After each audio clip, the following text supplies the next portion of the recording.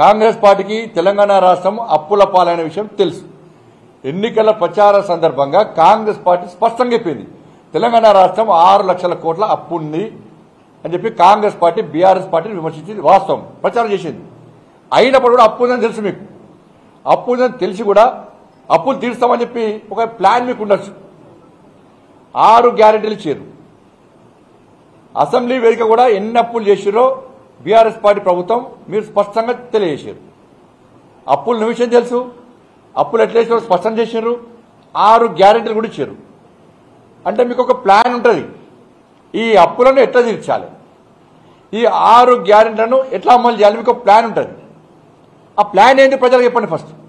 Congress party మళ్ళా మీరు అసెంబ్లీని వేదికగా చేసుకొని బీఆర్ఎస్ పార్టీ అప్పులు చేసిందని చెప్పి బీఆర్ఎస్ పార్టీని బూచిగా చూపెట్టి మళ్ళా మీరు 5 సంవత్సరాలు టైం పాస్ చేసే ప్రయత్నం దయచేసి చేయదు. అప్పుల విషయం మీకు స్పష్టంగా తెలుసు.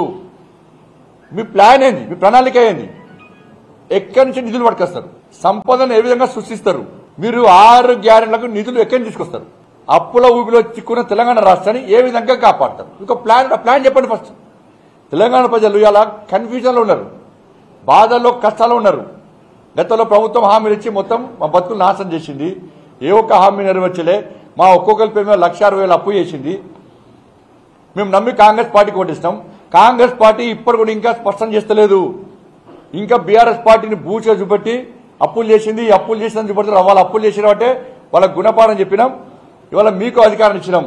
మీరు ఏ విధంగా అప్పులు తీరుస్తారు, ఏ విధంగా 6 గ్యారెంటీలు అమలు చేస్తారు, ఏ విధంగా తెలంగాణ రాష్ట్రాన్ని అభివృద్ధి బాటలోకి తీసుకొస్తారు, నిధులు ఎక్కడి నుంచి సమకూరుస్తారని చెప్పి విషయాన్ని స్పష్టం చేయాల్సిన బాధ్యత కాంగ్రెస్ పార్టీ ప్రభుత్వం మీద ఉంది. ఈ మళ్ళా బీఆర్ఎస్ పార్టీని మీరు తిట్టుడు, బీఆర్ఎస్ పార్టీ మిమ్మల్ని తిట్టుడు, వాళ్ళు అప్పులు చేయాలన్నాడు, మీరు అప్పులు చేసిన విషయం స్పష్టం చేయాలి. బీఆర్ఎస్ పార్టీ ఎంత మొత్తుకున్నా వాళ్ళు ఇవ్వాలి. మరిగా వాళ్ళు అప్పులు చేశారు కాబట్టి చేతికి ఇచ్చారు కాబట్టి మీకు అధికారం ఇచ్చారు. మరి మీరు ఎట్లా తెలుస్తారు? ఫస్ట్ నాట్ జీతాలు ఎట్టిస్తారు, నోటిఫికేషన్ చేయాల్సిందే, 6 గ్యారెంటీలు అమలు చేయాల్సిందే, ఉద్యోగస్తులు ప్రమోషన్లు ఇవ్వాల్సిందే, రుణమాఫీ చేయాల్సిందే, మీరు రైతులకు ఇచ్చిన హామీ నెరవేర్చాలి, మహిళలకు ఇచ్చిన హామీ నెరవేర్చాలి, తెలంగాణ రాష్ట్రంలో పేద ప్రజలకు ఇచ్చిన ప్రతి హామీ నెరవేర్చాలి, అన్ని సంస్థలను కాపాడాలి, అన్ని సంస్థల వాళ్ళ సభ్యులకు ఇచ్చిన హామీ నెరవేర్చాలి.